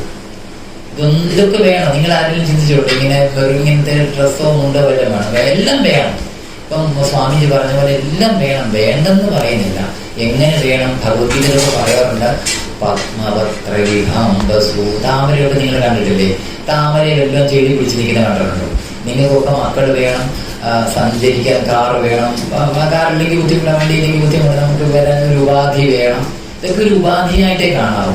നമുക്ക് കൊച്ചുമക്കൾ വേണം, 2 നില വീട് വേണം, അല്ലെ കൂടുതലായിട്ട് നിലകൾ കൂടി ഒരു കുഴപ്പമില്ല, AC ആയിക്കോട്ട് കുഴപ്പമില്ല. പക്ഷെ അത് നമ്മുടെ മനസ്സുകൊണ്ട് നമ്മൾ എവിടെ ആയിരിക്കണം? നമ്മുടെ ഭഗവാന്റെ പാദത്തിൽ തന്നെ ആയിരിക്കണം. ഇല്ലെങ്കിലോ നമ്മൾ ഈ സംസാരത്തിൽ തന്നെ കിടന്നിങ്ങനെ, പണ്ടത്തെ കാലത്ത് ഇങ്ങനെ പറയാറുണ്ട്, ചക്കിലാട്ടുന്ന പോലെ അവിടെ തന്നെ ഒരേ ബിന്ദുവിൽ തന്നെ കിടന്ന് കറങ്ങുന്നതല്ലാതെ നമുക്ക് ഇതിൽ നിന്ന് ഒരിക്കലും ഒരു മോചനം കിട്ടത്തില്ല. അതിനാ പറഞ്ഞ ക്ഷേത്രത്തിൽ ജനിക്കുകയാകാവൂ, ക്ഷേത്രത്തിൽ മരിക്കരുത്. അപ്പം ക്ഷേത്രം ഒരു ഉപാധിയാണ്. അപ്പൊ എനിക്ക് വള്ളിക്കോട് ആശ്രമത്തിൽ വരാൻ ഈ സാറൊരു ഉപാധിയാണ്. പക്ഷെ ഞാൻ എൻ്റെ ബുദ്ധി ചിത്തവൃത്തികളുകൊണ്ടാണ് ഞാൻ തീരുമാനിക്കേണ്ടത്. വള്ളിക്കോട് ആശ്രമത്തിൽ ചെന്നാൽ എനിക്ക് ഏതിനെ, അദ്ദേഹം വേറെ പലതും കാണിച്ചിരിക്കും അല്ലേ? അദ്ദേഹത്തിന്റെ സ്വതസിദ്ധമായ രീതിയനുസരിച്ച് പല കാര്യങ്ങൾ വ്യാപൃതനായെങ്കിലും എനിക്ക് വേണ്ടതിനെ ആര് സെലക്ട് ചെയ്യണം? ഞാൻ തന്നെ സെലക്ട് ചെയ്യണം. അതിന് അദ്ദേഹം കാരണക്കാരനാണോ? അർക്കൻ ഈ ജഗത്തെ എല്ലാം തൊടുന്നുണ്ട്. ഭാഗവതത്തിലൂടെ എന്ത് നല്ല ഉപമങ്ങളാണ് പറഞ്ഞിരിക്കുന്നത്. പക്ഷെ അർക്കൻ നമ്മളെ ആരും തൊടുന്നില്ല. അർക്കൻ നമ്മളെയൊക്കെ തൊടുന്നുണ്ട്. പക്ഷെ നമ്മളാരും അർക്കനെ തൊടുന്നുണ്ട്. സൂര്യനെ തൊടാൻ പറ്റുമോ നമുക്ക്? അപ്പൊ അതേ മാനസിക നിലയോടുകൂടി വേണം നമ്മൾ ആ ബ്രഹ്മത്തെ സമീപിക്കാൻ. പിന്നെയോ, മനോഹി ഹേതു സർവേഷ ഇന്ദ്രിയാണ പ്രവർത്തതേ എന്ന പ്രമാണം കൊണ്ട് സകല അറിവിനും കാരണം മനസ്സാവുന്നു എന്ന് പറഞ്ഞിരിക്കുന്നു. അപ്പൊ എന്താ? അർക്കാനിലാദി വെളിവൊക്കെ ഗ്രഹിക്കും ഒരു കണ്ണിന് കണ്ണ് മനമാകുന്ന കണ്ണ്. അപ്പൊ നമുക്ക് ഇപ്പം ഞാനാണെന്നും ഇത് അക്വേറിയമാണെന്നും ഒക്കെ എനിക്ക് എൻ്റെ ഇന്ദ്രിയങ്ങൾ കൊണ്ട് തിരിച്ചറിയാൻ എന്ത് വേണം? എൻ്റെ ഈ ഹൃദയത്തിൽ ഒരു മനസ്സ് പ്രവർത്തിപ്പിക്കണ്ടേ? ഇപ്പൊ എനിക്ക് കണ്ണുണ്ട്, എനിക്ക് നിങ്ങൾക്കൊക്കെ കണ്ണുണ്ട്, നിങ്ങൾക്ക് എന്നെ കാണാം. എനിക്കിപ്പോ ഈ കണ്ണാടി വെക്കുമ്പോൾ നല്ലപോലെ വ്യക്തമായിട്ട് നിങ്ങളെ കാണാം. പക്ഷെ എനിക്ക് വായിക്കുമ്പോൾ ഈ ചെറിയ അക്ഷരങ്ങൾ ഗുരുഗുരാന്ന് ഞാൻ എഴുതി വെച്ച് കാണണമെങ്കിൽ എനിക്ക് കണ്ണാടി വേണം. ഇതിനകത്തെ ഒരു സാധനം കൊണ്ട് എനിക്ക് ഇതിനെ കാണാൻ പറ്റും. അല്ലെങ്കിൽ ഇങ്ങനെ ഒരു ഇങ്ങനെ തുറച്ച് നോക്കണം. അപ്പൊ എനിക്ക് സ്ട്രെയിൻ കൂടും. പക്ഷെങ്കിൽ എനിക്ക് ഈ കണ്ണിനെ പ്രവർത്തിപ്പിക്കാൻ കണ്ണിന് അകത്തൊരു കണ്ണ് വേണം, ഇല്ലേ? എൻ്റെ ഈ ഇന്ദ്രിയം പ്രവർത്തിക്കണമെങ്കിൽ എൻ്റെ ഈ കണ്ണ് എനിക്ക് കാണണമെങ്കിൽ ആ കണ്ണിനെ കാണിപ്പിക്കാൻ ഒരാൾ വേണ്ടേ? എൻ്റെ ഈ ചെവി കേൾക്കണമെങ്കിൽ ഈ ചെവിക്കകത്ത് ഒരു ചെവി വേണ്ടേ? ചിന്തിച്ചിട്ടില്ലേ? ഇപ്പൊ എത്രയോ പേരെ നമ്മളെ കാണാത്ത ഒരു കുഴപ്പവും ഇല്ലായിരിക്കും. കണ്ട നല്ല സുന്ദരൻ അല്ല സുന്ദരി. അപ്പോഴാ പറഞ്ഞ് കണ്ണ് കാണത്തില്ല. നമ്മുടെ ഇങ്ങനെ അവർ തപ്പിത്തടഞ്ഞ് പോകും. വൈകിട്ട് സത്യം പറഞ്ഞാൽ ഞങ്ങളൊരു സത്രം കഴിഞ്ഞ് വന്ന സമയത്ത് വൈക്കം വിജയലക്ഷ്മി എന്ന് പറഞ്ഞാൽ ചേച്ചി കണ്ടപ്പോൾ അറിയാതെ കണ്ണ് ഇന്ന് വെള്ളം വന്നു. ഇവരിങ്ങനെ ബാത്റൂമിൽ മൂത്രം കുഴിച്ചിരിക്കുന്നെങ്കിൽ അപ്പൊ അമ്മ വന്ന ചെറുപ്പക്കാരി. അപ്പം ഇങ്ങനെ നമുക്ക് അവരുടെ ഇത് കാണുമ്പോൾ തന്നെ പേടി വരും. അവർക്ക് ഈ കണ്ണിങ്ങനെ വലിക്കുക അവർക്ക് നമ്മുടെ ഈ സൗണ്ടിലോട്ട് അവര് ശ്രദ്ധിക്കുന്നത്. ചേച്ചി ഇവിടെ ഒരു പടിയുണ്ട് കേട്ടോ, എനിക്കറിയാം ഞാൻ അമ്മ വന്നതേ പോകുള്ളൂ, ഇങ്ങനെ സ്പീഡിലാണ് പറയുന്നത്. അപ്പം നമുക്ക് ഇത്രയൊക്കെ ഉണ്ടായിട്ട് നമ്മൾ ആരും ഈശ്വരനെ അറിയുന്നുണ്ട്. അപ്പം കണ്ണുണ്ടെങ്കിൽ പോരാ, കാണുന്നതിന് പണിയുണ്ടെന്ന് രാമായണത്തിൽ പറയുന്നുണ്ട് അല്ലെ. ഈ കിളിപ്പാട്ടൊക്കെ വായിക്കുന്നവർക്കറിയാം, കണ്ണുണ്ടെങ്കിലും അതിനെ നിങ്ങളിലോട്ട് കാണിക്കാനും ഒരു പണിയുണ്ട്. അപ്പൊ ഇതൊക്കെ നമ്മുടെ മുന്നിൽ കാണും ഇല്ല. പണ്ട് ഒരു ആചാര്യം പറഞ്ഞ പോലെ ഇന്നൊരു തെങ്ങിൻ തൈ വെച്ചാൽ നാളെ തേങ്ങയിടാൻ പറ്റി വെച്ചാൽ ഇല്ലല്ലോ. അപ്പം ഈ സഞ്ചിത പ്രാരബ്ധ കർമ്മങ്ങള് ഈ തേങ്ങയിടാൻ നമ്മളെ പ്രാപ്തനാകും. അതിനാ ശ്രീനാരായണ ഗുരുദേവൻ എപ്പോഴും പറയാറുണ്ട്, ഫലവൃക്ഷങ്ങളെ നട്ടുപിടിപ്പിക്കുക. ഫലവൃക്ഷങ്ങളെ നട്ടുപിടിപ്പിച്ചാല് അത് നമുക്ക് തണലും തരും ഫലവും തരും. ഇപ്പൊ നമ്മൾ ഈ അനുഭവിക്കുന്ന എന്തെങ്കിലും ഒരു ഫലം നമ്മൾ വെച്ചതാണ്. നമ്മളിപ്പോ അങ്ങോട്ട് പോകും, ഞാൻ ഇങ്ങോട്ട് വന്നപ്പോഴും പറഞ്ഞു നാടമാന്ന് നിൽക്കുന്നത്, നിൽക്കുന്നത് നമ്മൾ വെച്ചതല്ലേ, ആരോ വെച്ചതാണ്. അപ്പം ഭാവി അത് പ്രയോജനമാകും. അപ്പൊ ഈ കണ്ണിനെ കാണിക്കാൻ അതിൻ്റെ ഉള്ളിൽ ഒരു കണ്ണ് വേണം. അപ്പൊ ഇതൊക്കെ ആരാ? ആ ബ്രഹ്മം ഇതൊക്കെ ചെയ്യുന്നു. പക്ഷെ നമ്മൾ നിർഭാഗ്യവശാൽ നമുക്ക് ഇതൊന്നും നമ്മൾ ചിന്തിക്കാറില്ല. ഇതൊക്കെ നമ്മുടെ കേമത്തരം കൊണ്ട്. എൻ്റെ അപ്പൂനൊക്കെ എപ്പോഴും പറയാറുണ്ട്, എടാ മോനെ മക്കളെ കണ്ടു മാമ്പൂ കണ്ടു അഹങ്കരിക്കല്ലേടാ. അപ്പൊ നമ്മൾ ക്ഷണിക്കുമ്പോൾ നിങ്ങൾ ടി വി ഒക്കെ നോക്കുമ്പോൾ കാണുന്നില്ല, നമ്മുടെ ഓരോരുത്തരുടെ വീട്ടിലെ അടുത്ത് എന്തെല്ലാം ക്ലേശങ്ങൾ വരുന്നു. അപ്പൊ നമ്മുടെ ധാരണ തന്നെയല്ല. നമ്മളൊന്ന് ചിന്തിച്ചേ, ഒരു വീട്ടിൽ ഒരേ അച്ഛൻ്റെ ഒരേ അമ്മയുടെയും നല്ല പാതികൃത്യമുള്ള ഒരേ അച്ഛൻ്റെ ഒരേ അമ്മയുടെ 10 മക്കൾക്ക് 10 സ്വഭാവം അല്ലേ വരുന്നു. ഈ അച്ഛന്റെ സ്വഭാവം തന്നെ 10 പേർക്കും വരണമെന്നുള്ളൂ, ഈ അമ്മയുടെ സ്വഭാവം തന്നെ 10 പേർക്കും വരണമെന്നില്ല. അപ്പൊ നമ്മൾ ഇതിൽ നിന്നൊക്കെ എന്ത് മനസ്സിലാക്കണം? ഇതൊന്നും നമ്മുടെയല്ല എന്ന് ചിന്തിച്ചാല് നമുക്കധികം ദുഃഖം വരത്തില്ല. അപ്പം ഈ സൂര്യൻ, അർക്കൻ, അനലാദി, ഈ വെളിവൊക്കെ ഇതിനെ നമ്മൾ ഈ അർക്കനാണെന്നും സൂര്യനാണെന്നും ഇതിനെ ഗ്രഹിക്കുന്ന ഈ കണ്ണിന് കണ്ണ് മനമാകുന്ന കണ്ണതിന് കണ്ണായി ഇരുന്ന പൊരുൾ, ആ കണ്ണായി ഇരിക്കുന്ന ഒരു പൊരുളുണ്ട്. ആ പൊരുൾ അറിയുന്നതിന് എന്ത് വേണം? ഒരു മനസ്സ് വേണം. ഈ മനസ്സിന്റെ സാന്നിധ്യത്തിലേ നമുക്ക് ഇന്ദ്രിയങ്ങളെ അല്ല ഈ പുറം കണ്ണ് പ്രവർത്തനക്ഷമമാകത്തുള്ളൂ. അതല്ല, ഞാൻ മുമ്പേ പറഞ്ഞ ബ്ലൈൻഡ് ആണെങ്കിൽ പക്ഷെ കണ്ണിന് ഒരു കുഴപ്പമില്ല, കണ്ണ് നല്ല സുന്ദരമായ കണ്ണ്, കാഴ്ചയില്ലെങ്കിലോ അപ്പൊ ആ ഇന്ദ്രിയം കൊണ്ട് എന്തെങ്കിലും പ്രയോജനമുണ്ട്. നല്ല ചെവി കേൾക്കത്തില്ലെങ്കിലോ അത് അലങ്കാരത്തിനല്ലേ ഉള്ളൂ. അപ്പം ഇതൊക്കെ നമ്മൾ ഈ പഞ്ചേന്ദ്രിയങ്ങളുടെ തൊക്കെ നല്ല സ്പർശനമില്ലാത്ത, ഇപ്പൊ എന്താ ഷുഗറുകാരുടെ കൈയും കാലും മുറിഞ്ഞ തിരുമേനിമാർ വെറുതെ പോകുമ്പോൾ ഞാൻ ഒരിക്കൽ ചോദിച്ചു, ഈ പന്തളത്തെ ഒരു ഹോസ്പിറ്റലില് അവിടുത്തെ അന്തർജനമാ ഒരു അതേ തിരുമേനിയുടെ മോള് തന്നെ. അപ്പൊ അവരിങ്ങനെ ഒരു പ്രത്യേക പേര് പറയും, ഇങ്ങനെ ചുമ്മാ ചെത്തുക, കാല് ചെത്തുക, കൈ ചെത്തുന്ന കണ്ടില്ല, കാല കൂടുതൽ ചെത്തുന്ന എല്ലാവരും ഇങ്ങനെ ചെത്തി ഉരുളക്കിഴങ്ങൊക്കെ ചെത്തി ഇടുന്ന പോലെ ഇങ്ങനെ പൂനെ ഊട്ടിയിടും ഓരോരുത്തരുടെ. ചിലരുടെ പേരിലൊക്കെ ഇങ്ങനെ മുറിഞ്ഞു പോയി, ചിലർക്ക് ചോര വരും. അപ്പൊ ഞാൻ ചോദിച്ചു, ഇവർക്ക് വേദനിക്കത്തില്ലേ? അപ്പൊ ചിരിച്ചു. ഈ ഡോക്ടർ എന്നെക്കാളും സ്കെൽറ്റ ആ മേഡം, അദ്ദേഹത്തിന്റെ മോള്. എന്താ പയ്യൻ ചോദിച്ചേ? അല്ല പുള്ളി ഭാഗവത സപ്താഹമൊക്കെ പറയാൻ പോകുന്ന ആളാ. എന്നോട് ചോദിക്കുമായിരുന്നു, തിരുമേനി ഇഞ്ചക്ഷൻ ചെയ്യാതാണോ അനസ്തീഷ്യ ചെയ്യാതാണോ ചുമ്മാതെ വിളിച്ച് ചെത്തുന്നതെന്ന്.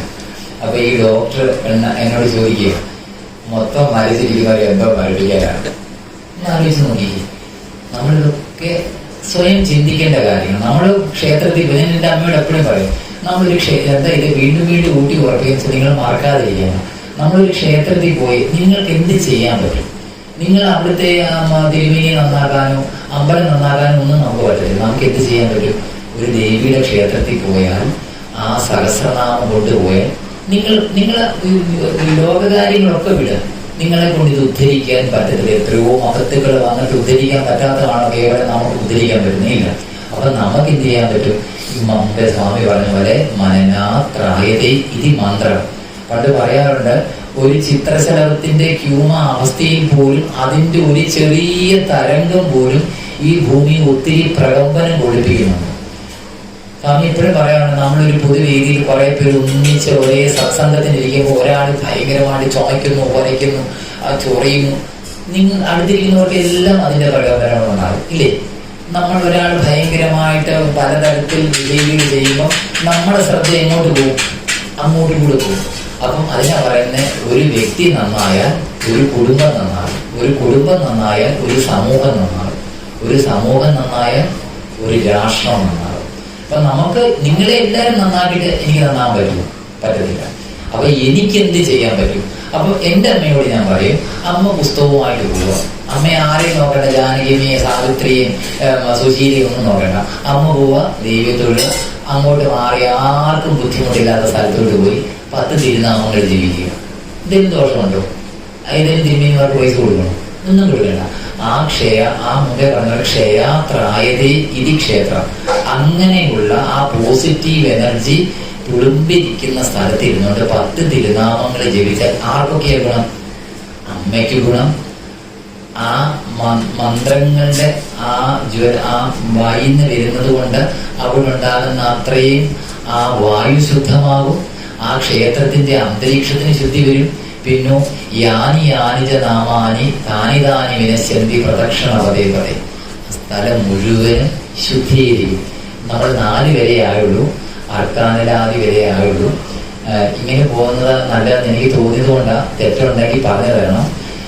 നമുക്ക് ഇങ്ങനെ ചെയ്യാൻ നിങ്ങൾക്കും മനസ്സിലാകും. അപ്പം ഞാൻ പറഞ്ഞ 4 പറഞ്ഞത് നിങ്ങളുടെ അമ്മമാർക്കൊക്കെ കാണാൻ അറിയാമായിരിക്കും. എന്നാലും എണ്ണമറ്റ തിരുനാമമുള്ളതിൽ ഒന്നു മാത്രം ഒരിക്കലൊരു ദിനം സ്വസ്ഥമായി തിരിക്കുമ്പോഴെങ്കിലും തന്നെത്താൻ അറിയാതെയെങ്കിലും മറ്റൊരുത്തർക്ക് വേണ്ടി എന്നാകും. നമ്മൾ എന്തെല്ലാം കാര്യങ്ങൾക്ക് വേണ്ടി വെറുതെ സമയങ്ങൾ. അപ്പം നമ്മൾ 10 തിരുനാമങ്ങൾ നിരന്തരം ജപിക്കുക. അറിയാവുന്ന കീർത്തനങ്ങൾ തന്നെ വീണ്ടും വീണ്ടും ജപിക്കുമ്പോൾ, ഇപ്പൊ നിങ്ങൾ നാരായണി വായിക്കുന്നതിന് മുമ്പ് നാരായണി എന്ന് കേട്ടതുകൊണ്ടാണ് നാരായണത്തെ തന്നെ പിടിച്ചത്. ഈ നാരായണി ഓരോ ശ്ലോകങ്ങൾ നിങ്ങൾ ഓരോ വേദിയിൽ വായിക്കുമ്പോഴും നിങ്ങൾ വീട്ടിൽ ഇരുന്ന് സ്വയം ഹൃദ്യസ്ഥമാകുമ്പോഴാണ് ഓരോ തെറ്റുകളും മനസ്സിലാകുന്നത്. നമ്മൾ വലിയ രാഗമൊന്നും ഭഗവാൻ പറഞ്ഞിട്ടില്ല. അപ്പൊ എന്താ, കുന്തി മാതാവ് സ്തുതിക്കുന്ന ഒരു ഭാഗമുണ്ട്. എന്താ അതിന്റെ വരുന്ന ഭാഗമാണ് എന്താ, കൃഷ്ണായ വാസുദേവായ ദേവകീ നന്ദനായ ച നന്ദഗോപകുമാരായ ഗോവിന്ദായ നമോ നമ. അപ്പൊ അങ്ങനെ വരുമ്പോ നമ പങ്കജനാഭാഗിനൊക്കെ വന്നിട്ട് വരും. വിപദൽ സന്തു നശ്വൽ തത്ര തത്ര ജഗദ്ഗുരു ഭവതോ ദർശനം അപുനർഭവദർശനം. ഭഗവാനെ എനിക്ക് അടിക്കടി വിപത്തുകൾ തന്നെ തന്നോട്ടെ. അപ്പം കുന്തിമാതാവാന ഈ ഭഗവാന്റെ അച്ചമ്പങ്ങളാണ്. അപ്പൊ ഭഗവാനെ എനിക്ക് അടിക്കടി ദുഃഖങ്ങൾ തരട്ടെ. എന്തുകൊണ്ടാ? ഈ ദുഃഖങ്ങൾ തരുമ്പം എനിക്ക് അടിക്കടി നിന്റെ അപുനർഭവ ദർശനം. എന്താ ദർശനം എന്ന് ഞാൻ ഇപ്പൊ പറഞ്ഞതിനെ തന്നെ കൂട്ടി ചെയ്തു. ദൃശ്യതേ നേന ഇതി ദർശനം. ഈ ഇരിക്കുന്ന സാറിനെ ഞാൻ ഈ കാണുന്നതല്ല ദർശനം. ഞാൻ മുമ്പേ പറഞ്ഞ പോലെ ക്ഷേത്രത്തിലെ ആ നടയടയ്ക്കുമ്പോൾ നമ്മൾ അത്രയും നേരം കണ്ട സ്വരൂപത്തെ മനസ്സിൽ നല്ലപോലെ സ്വാംശീകരിച്ചു. പാദാദികേശവും കേശാദിപാദവും നമ്മൾ നല്ലപോലെ മനസ്സിലാക്കി വീണ്ടും ഒരു മണി അടിക്കും. നിർഭാഗ്യവശാൽ ഈ 2ാമത്തെ മണി അടിച്ച് നട അങ്ങോട്ട് തുറക്കുമ്പോൾ നിങ്ങളുടെ കണ്ണ് തുറന്നോളാൻ പറഞ്ഞ ഈ മണി അടിക്കുന്നത്. പക്ഷെ നമ്മളിൽ 110 പേരും അന്നേരം എന്റെ ഗുരുവായൂരപ്പാ എനിക്കിത് കാണുകയേ വേണമെന്ന് കാണുന്നത്. ശ്രദ്ധിച്ചാൽ നമ്മൾ പലരും നമുക്കൊരു ക്ഷേത്രത്തിൽ പോയാൽ അവിടുത്തെ ഒരു പ്രോട്ടോകോൾ അറിയത്തില്ല. നമ്മളൊരു ആശ്രമത്തിൽ പോയി, ഒരു ക്ഷേത്രത്തിൽ പോയി, നമുക്ക് അവിടെ എങ്ങനെയാണ് ആ ക്ഷേത്രത്തിൽ പോകേണ്ടത്? പാർട്ടി ഓഫീസിൽ പോകുന്ന പോലെ പലരും പോകുന്നത്, കയ്യും വീശി 10 തിരുനാമം. ശ്രീരാമകൃഷ്ണൻ എപ്പോഴും പറയും, ലൗകികന്മാര് എപ്പോഴും ലൗകിക വിഷയങ്ങളെ കുറിച്ച് ചോദിച്ചുകൊണ്ടിരിക്കും. ആശ്രമത്തിൽ വന്നാലും സ്വാമി എൻ്റെ വീട്ടിലെ കാര്യം അതൊന്നും അവർക്കറിയേണ്ട കാര്യമില്ല. നിങ്ങളുടെ സ്വതസിദ്ധമായിട്ടുള്ള ആത്മജ്ഞാനത്തെ ഉണർത്താൻ പറ്റുന്ന കാര്യങ്ങൾ മാത്രമേ ആരോട് സംസാരിക്കാവൂ. പഞ്ചേന്ദ്രിയങ്ങളെ അഗ്നിയിൽ ദഹിപ്പിച്ച് വിരിജാഹോമം വരെ ചെയ്ത സ്വാമിമാരോട് നിങ്ങളുടെ ലൗകിക കാര്യങ്ങളുണ്ട് ഒരു കാര്യമുണ്ട്? ഒരു കാര്യമില്ല. നമ്മൾ ആദ്യം ഇതൊക്കെ ഒന്ന് പഠിക്കണം. എന്താണ് ക്ഷേത്രം, ആശ്രമം എന്താണ്, ഈ വർണ്ണാശ്രമ ധർമ്മങ്ങളെ കുറിച്ച് കുറേശ്ശെ പഠിക്കുക എന്ന് വിചാരിച്ചു നമ്മൾ ഒന്നിച്ചിരുന്നു. അല്ലെ ഞാൻ വലിയ കേവലാണ്, നിങ്ങൾ അറിവില്ലാത്തവരുമാണ് ചിന്തിക്കുന്നത്. നിങ്ങളൊക്കെ ഞങ്ങൾ ഒത്തിരി അറിവുള്ളവരാണ്, ലോകപരിചയമുള്ളവരാണ്. അതുകൊണ്ട് നമ്മൾ ഈ അർക്കാനലാദി വരെയൊക്കെ ഇപ്പം ശ്ലോകം ചെയ്തുള്ളൂ. ഇനി അതിനകത്ത് എന്തെങ്കിലുമൊക്കെ ഞാനിങ്ങനെ കോട്ട് ചെയ്തുകൊണ്ടിരിക്കുന്നതേ ഉള്ളൂ, പലയിടത്തുനിന്നും പല ബുക്സിനകത്തുനിന്നും. കാരണം എനിക്കിങ്ങനെ പറഞ്ഞു തരാൻ ആരും ഇല്ലായിരുന്നു. അപ്പൊ നമുക്ക് ഒരു വട്ടം കേൾക്കുമ്പോൾ തന്നെ ഇതിന് ഇത്രയും ബൃഹത്തായിട്ടുള്ള അർത്ഥങ്ങളുണ്ടെന്ന് നമ്മൾ ഓരോരുത്തരും മനസ്സിലാക്കണം. നമ്മൾ 10 സമയം അരമണിക്കൂർ കിട്ടിയാൽ ചുമ്മാതെ ഹരിനാമകീർത്തനം നമുക്ക് അറിയാവുന്നതാണ്. അപ്പൊ ഒരാൾ ചോദിച്ചാൽ ഇത്രയും ബൃഹത്തായ അർത്ഥമുണ്ട്, അവരെ കൂടെ മനസ്സിലാക്കാൻ പറ്റും. എപ്പോഴും നമ്മൾ ചിന്തിക്കേണ്ട ഒരു കാര്യമുണ്ട്, നമ്മുടെ സംസ്കാരത്തിൽ ഒത്തിരി മൂല്യച്യുതികൾ നേരിടുന്ന സംഭവമായിരുന്നു സമയ കാലഘട്ടങ്ങളായിരുന്നു.